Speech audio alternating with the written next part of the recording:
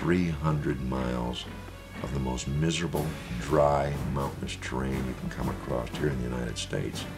The elderly, the children, the women, they had nothing.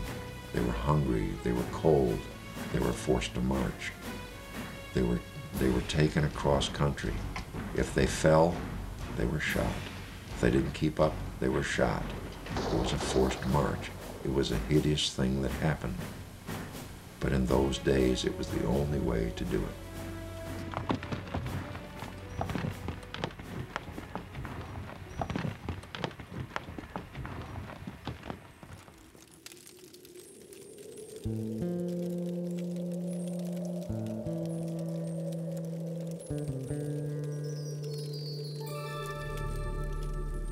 Meet Privates Mitchell and Merrick.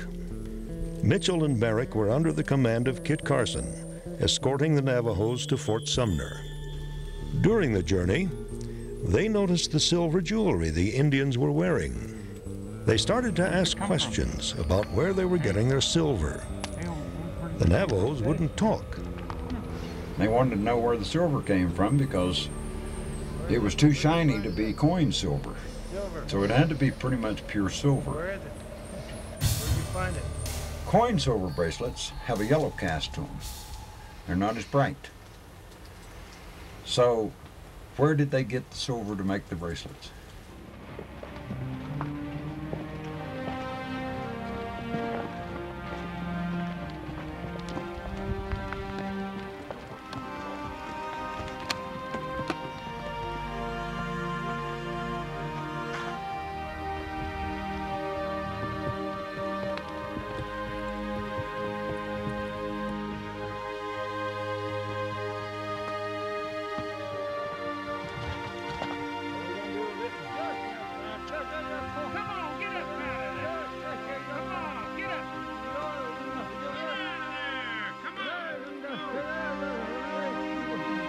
They talked to one old man who was tired and weak.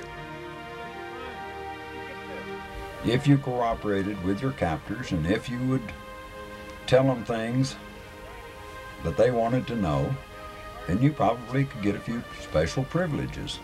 There were times that people granted privileges, and the easy ones to pick on were the old ones. So people like Mitchell and Merrick bargained for different pieces of information.